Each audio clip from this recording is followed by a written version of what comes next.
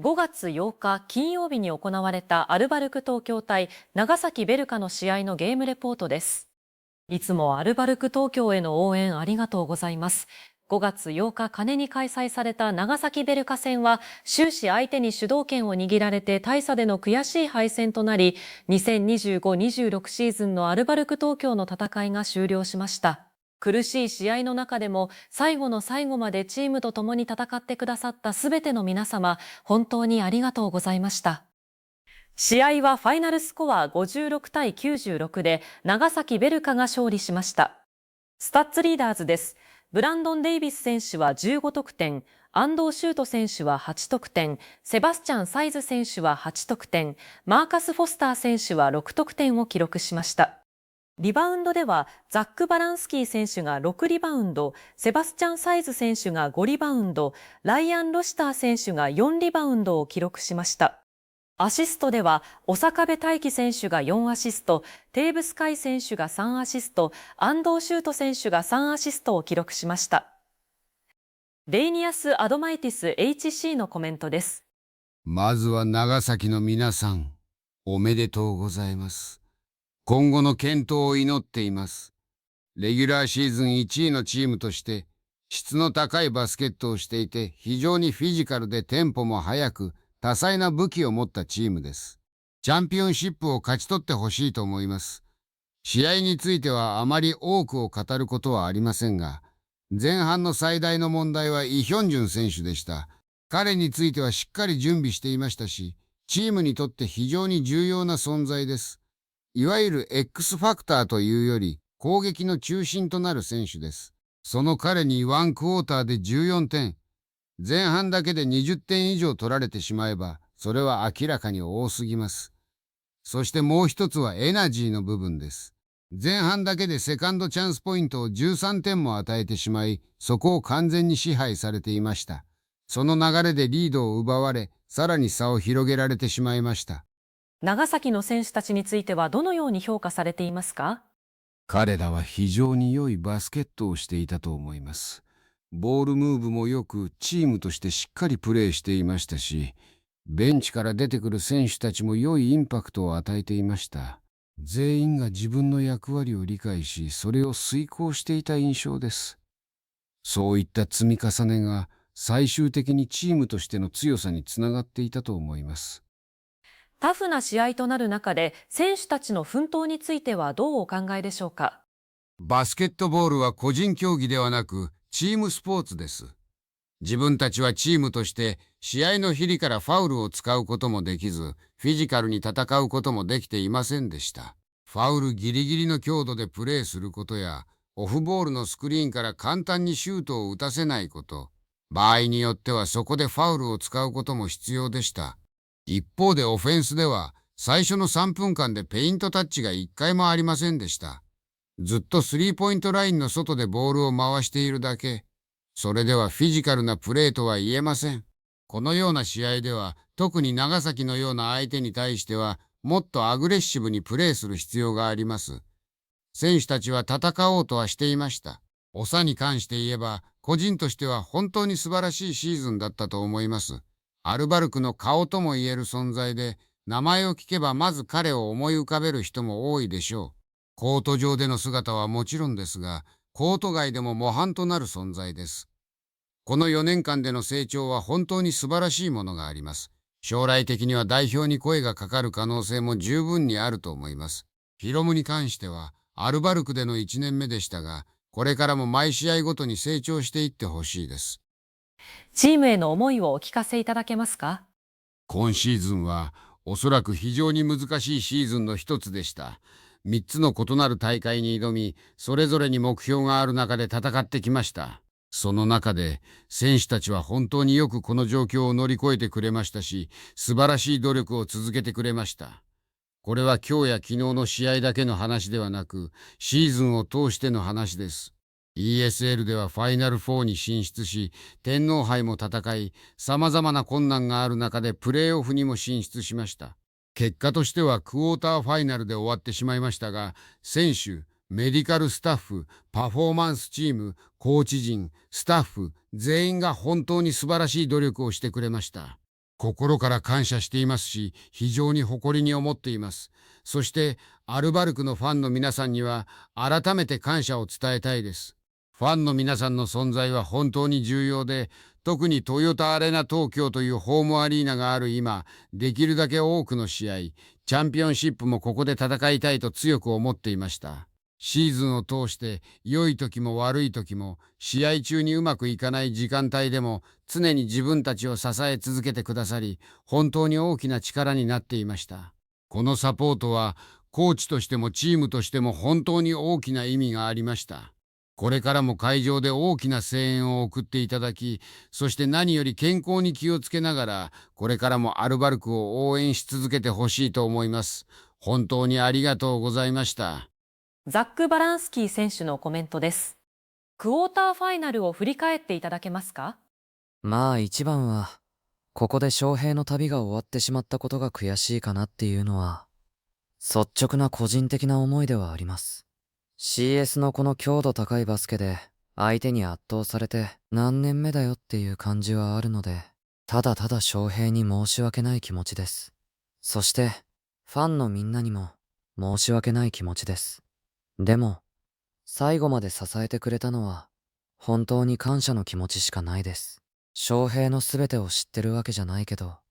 お互いのキャリアで長いこと一緒にやってね。いいことも悪いことも一緒に経験して、ただのチームメイト以上の存在で、最後ハグした時にごめんねと伝えたけど、逆に今までありがとうって言ってくれました。本当にお疲れ様だよね。うん。感極まってる翔平を見て、その奥にまた今年引退する長崎ベルカの狩俣さんが見てくれていて、多分すごい感じているものあったし、このストーリーの中でどっちかが早く引退しなきゃいけない。お互いすごいリスペクトあったし、スポーツじゃなきゃなかなか見られないシーンではあると思います。スポーツのいい一面。なんだろう。お互い長年やり合ってきた二人がリスペクトし合って引退していく姿は、見てるこっちもすごいリスペクトできます。いずれ自分がそうした時には、リスペクトされるような選手になりたいな、と改めて思わされる瞬間でした。アルバルクに運のある人も多い長崎ベルカについてはどう感じましたか？本当にできて5年のチームでここまで作り上げるのはすごいこと。アルバルクに俺を呼んでくれた伊藤拓磨が今 GM で、モーディヘッドコーチを中心に、選手も集める力もあるし、やりたいこともすごい明確に出ていました。それが実際リーグ1の実力でもあるから、できて5年目のチームがすごいなと、素直に感じています。アリーナもめっちゃ素晴らしいし、ファンのパワーもすごいあった。2日間通してそうだったけど、やっぱ最後、狩俣さんが出てきてスリー決めた時の歓声は、日本トップレベルの歓声だったから、長崎のチームもすごいものを作り上げたと敵ながら感じていました。チームへの思いをお聞かせください。最後だけ見ると、クォーターファイナルボロ負けで敗退かと言われると思います。今年のチームでやっていて本当に楽しかったし、もちろん苦しい時もあるし、大変なことも多い中でしたが、いい仲間に巡り会えて、翔平も最後帰ってきて、めちゃくちゃ怪我に多い中で CS 来れなくてもおかしくないシーズンだったとは思うし、その中で CS にたどり着いたこともそうだし、EASL ベスト4まで行ったのもそうだし、10人もいない中で天皇杯優勝したり、最後は残念な形で終わったけど、決して無駄なシーズンではなかった。このメンバーでやれるのはラストだったけど、いいことも忘れないでほしいし、自分もそうだけど、これからのキャリアで、この悔しい負けを逆にエナジーに変えて、もっと強くなっていかなきゃいけないな、とは感じています。いろいろあったけど、走り切れてよかったと思っています。ライアン・ロシター選手のコメントです。クォーターファイナルを振り返っていただけますか？第一戦は、後半最初の5分で流れを持っていかれてしまいました。ハーフタイムの時点ではいい状況にいましたが、あのランで一気に崩れてしまった。今日も似たような展開で、相手に主導権を握られました。相手が最初からアグレッシブに来ることは分かっていましたが、そのプレッシャーに対応できませんでした。ただ、相手にはリスペクトを持っています。2試合とも素晴らしいプレーでしたし、勝利に値する内容でした。本当にプレッシャーをかけ続けてきましたし、ハードにプレーしていた。自分たちはそのプレッシャーへの対応をもっと良くしなければいけません。シュートも決めていましたし、非常にいいプレーをしていたと思います。リーグ1位のチームである理由を、この週末でしっかり示されたと思います。今シーズンを通してチームとしての歩みをどう捉えていますか？これまで話してきた通り、怪我人が多いシーズンでした。外からは見えない部分も含めて、本当に多くの困難がありました。それでも言い訳は一切していません。誰かがいないから、とか、誰かが怪我をしているからとは言わずに、戦い続けてきました。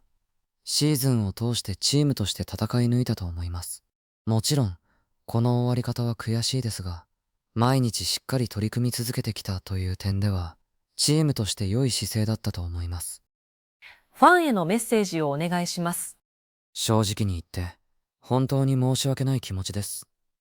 ファンの皆さんのサポートは本当に素晴らしかったですし、特に東洋タアリーナ東京での最初のシーズンで、特別なホームコートの雰囲気を作ってくれました。昨日、京都現地そしてパブリックビューイングで応援してくれている姿を見ても、なおさらこの結果が悔しいですし、ファンの皆さんをがっかりさせてしまったことを本当に申し訳なく思っています。それでも、いつも支えていただいていることに心から感謝しています。来シーズンも、そしてこれからもずっと、皆さんの力が必要です。そして選手たちは、皆さんに優勝を届けるために、これからも努力を続けていかなければいけないと思っています。本当にありがとうございました。長部大輝選手のコメントです。クォーターファイナルを振り返っていただけますか？本当に悔しい。いろんな感情がある中で、翔平さんの引退だったり、このチームを出ていく人もきっといる中で、負けたっていうのは悔しいです。応援してくれているファンの人たちに対して、申し訳ない試合をしてしまったと思っています。自分自身も何もできずに、逆にファウルがかさんで自分のプレーができずに終わってしまった。なんか、終わってみて、本当に悔いが残る試合だった。